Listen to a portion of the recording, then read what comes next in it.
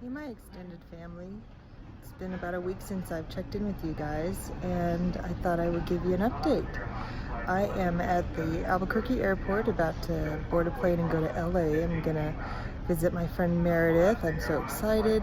And we're gonna go to the movie premiere of Skin Deep, the Battle Over Morgellons, which is an amazing documentary. I've already seen it once and it was very difficult for me to watch, but it really explores, how some of these people with Morgellons are treated at the hospitals and at the doctor's offices, and also touches some on the trauma that can happen with the families and the not being seen. And speaking of family, I kind of wanted to talk about something dear to me. I haven't really mentioned my family much because I wanted to respect their privacy and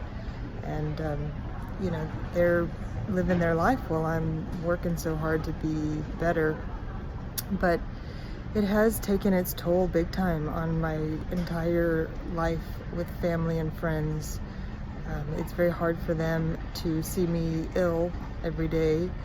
I know that sometimes I'm at the breaking point all the time, so I can barely handle the sounds my 8-year-old makes whenever it's repetitive, or my husband's tired of hearing me say how bad I feel. He just wants a break, and that's understandable.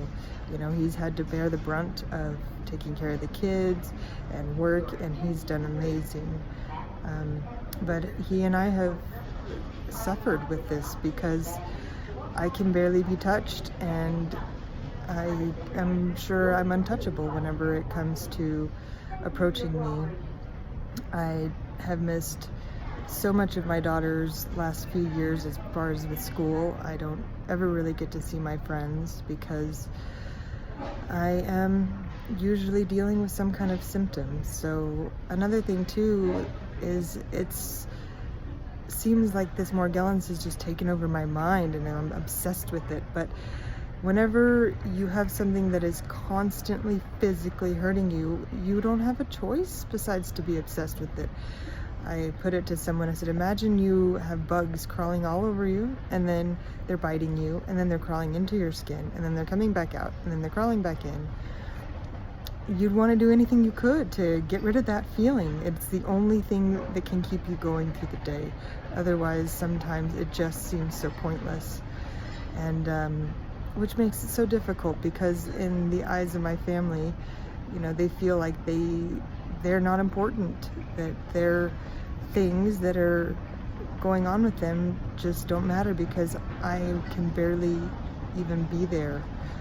And so it's caused a lot of damage to my marriage. We're working on it and we will get through it, I know, but it's got to be tiring living with me. I remember my husband was sick for like a month when we got married, and man, I was awful. I was like, okay, please get better because you are no fun. And so I completely get it. But it's also hard to be the one on the other end that is constantly in pain. And so if I seem obsessed, if I seem like all I can do is research and find out the next thing to try, it's because that's what gives me hope. And it's sometimes just what you've got to do. So anybody with chronic illness might understand what I'm talking about, and this is a shout out to you all. Hang in there because it's not easy. It is definitely, we are the mighty, and those in it with us are family members. Let's cut them some slack because they're tired too. They're tired of seeing the ones they love suffer. They want them to get better, but they're also tired of hearing about it sometimes.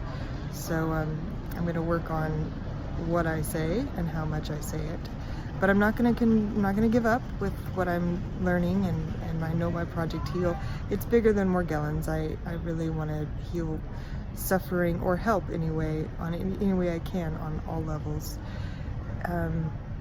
Okay, so quick update on the last week. I've done another ozone therapy, the Levo 2, and I'm thinking of doing an IV silver.